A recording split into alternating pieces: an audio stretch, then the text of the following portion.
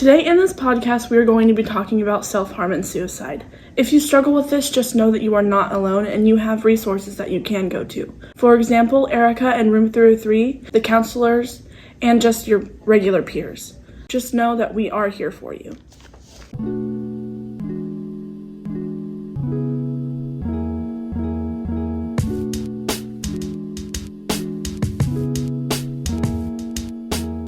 Welcome to S.W.A.T Talk. Where we're not strangers, we're your voice. March is Self-Harm Awareness Month, so we have asked Kelly Williams from Psychological Associates in Neosho to join us as a guest to discuss self-harm. So self-harm can come in a lot of different ways. It's trying to injure ourselves. It can be cutting, it can be hitting, anything that causes harm to our bodies. And it's usually done as an emotional type of release. Why do people self-harm? People self-harm for a whole lot of reasons, but the main thing is, especially with cutters, a lot of times we'll refer to that as the bright red scream, because what happens is it's because people stuff emotions and they don't have an outlet for those emotions, and then at that point, cutting and physical pain can actually be a way that they feel a release of that emotion. Does it work? If the person is involved in it, yes, it feels like it is working, but it does because of the release of the endorphins, the actual pain itself. So it does, but it's a very unhealthy way of coping. So in the long run, no, it ends up being very self-destructive behavior. I know a lot of people who find the whole experience almost addictive because, like you said, the dopamine release gets them hooked on it, almost like a drug. It becomes almost ritualistic. Yeah. You know, same time, same place, and it's also more of a hidden behavior. I know you see a lot of people and you know of a lot of people that do it, but there's a whole lot of people that you don't know about because it's a very hidden, secretive behavior. How is self-harm treated? Usually the best thing for self-harm is therapy, working through the underlying reason. Like I said, what happens is we stuff emotions, and then once we get where we can't handle the emotions, then they have to come out some way. And self-harm is one of the ways that we do that. So getting into therapy and addressing why you're doing it, it's not gonna be a quick fix. You're not gonna just go one time and, oh, okay, it's fixed. It's gonna be some long-term, figuring out why I do this. Even though once you figure it out, usually it's making therapy lifelong, kind of maintenance, but making sure, talking about your feelings and having outlets for your feelings. Say I was thinking about doing it, but I know it's bad. What are some other ways that I could get a release of the emotional baggage without really harming myself? Finding that one person you can trust to talk to. Journaling is a good way to get your feelings out. Art, drawing how you're feeling. Music. I have a lot of kids who use exercise. And we have to be careful not to use that to excess, but a lot of kids who just going on a walk, getting in nature, finding that thing that kind of calms your soul. What do you do if somebody talks to you about self-harm? So the thing that I want to stress the most today is, I know that we all care about our friends, and I know we all want to help our friends, but sometimes we don't have, as teenagers, all the tools it takes, even though we feel like keeping their secret is, we're being good and we're not betraying them.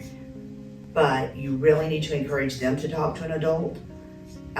They can come down here and talk to Erica, they can talk to their parents, but you need to encourage them to go get help, and if they don't, then you need to let someone know that behavior is going on.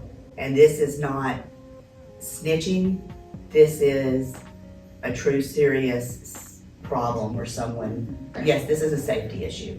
I feel like a lot of people use drugs and alcohol for self-destructing, so I feel like that can also be a type of self-harm, maybe. Abusing substances. Yeah. And it has long-term effects just like cutting or anything else. And drugs and alcohol are also used to suppress emotion, to help us deal with what's going on in that moment. Are people who self-harm suicidal? So that's kind of a double-edged sword. A lot of people self-harm and no, they're not suicidal. But You have to understand that there's an underlying mental health issue going on that is creating the person's need to cut or the person's need to self-harm. And that can eventually move into the self-harm is no longer meeting that need, and therefore it can move more into suicidal behaviors and suicidal attempts. So it's kind of like it can build into that. And there's a big myth out there that, just because they're self-harming, they're self-harming, but they're not suicidal. It depends on the case, and it depends on the child, and it depends on what's going on at that point. Do you think it depends on how extreme it is, or does that even matter? I think it does, but I think it slowly builds. It's not just gonna start out intense self-harm. It's gonna build because it's gonna have to be a little bit more and a little bit more. But it is a cry for help. If that help isn't given or that need isn't met, then at some point it can escalate. So people that self-harm, that go suicidal, who exactly is at risk of that? We have to understand that anyone can be at risk of suicide. We think, oh, we're not that person, but we all have thoughts. Certain events in our lives can create situations that get us, to the point that we don't want to live anymore. Being aware that anyone can be. A lot of times it's that we hit that point that we think that things will never get better. We have a fear that things will never get better. So what are some warning signs of suicide? A lot of times when you see your friend move more into depressive symptoms, sleeping a lot, making hopeless statements, making derogatory statements about themselves. It's kind of like when you see a shift in mood, they're crying a lot, start talking about things not going good at home. Breakups seem to be one that I see a lot. Acting reckless. Grades failing. Making irrational decisions. Why is it such a trend for people to say, I'm gonna kill myself? So that's one of the things that's been the hardest for us in the mental health field, is that people jokingly want to say, kill me now, or I want to die, or, things like that.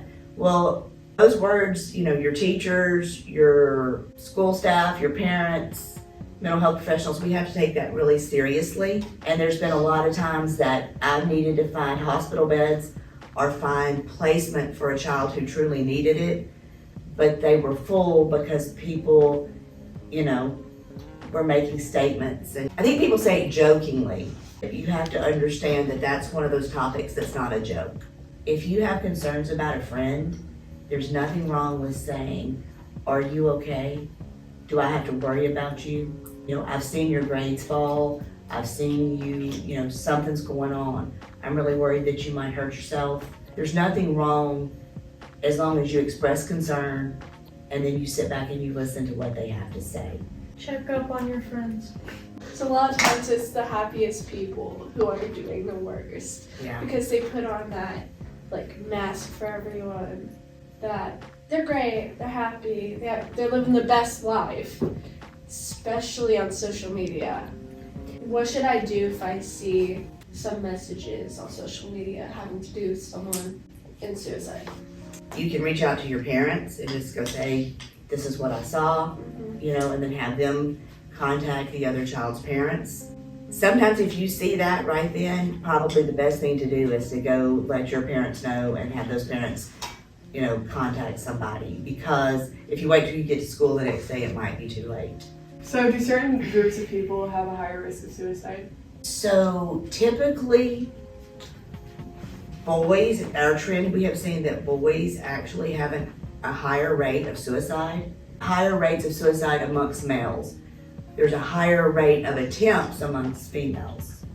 This is the one thing that it doesn't matter your social class, it doesn't matter, your gender, it doesn't matter your race, it doesn't matter, any type of orientation. This is something that Does not discriminate. no, it affects us all. Depression, anxiety, and the emotions that go with that.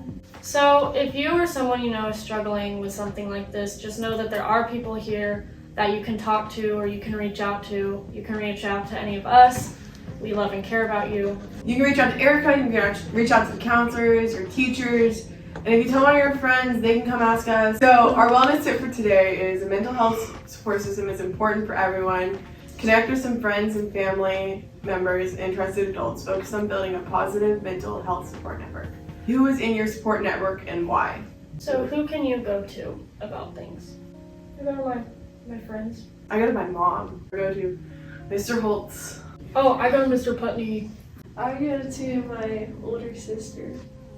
I'd go with Erica. Erica helps a lot. Oh, Erica's great. Go, Miss Erica. I guess Erica. Well, thank you so much, Kelly, for joining us today with giving us all that information. That was really good. Thank you so much for being here. And remember, Mustangs, we love and we care about you. All right, and with the end of our 6th podcast, we love and we care about you, Mustangs. Stay safe out there. Goodbye.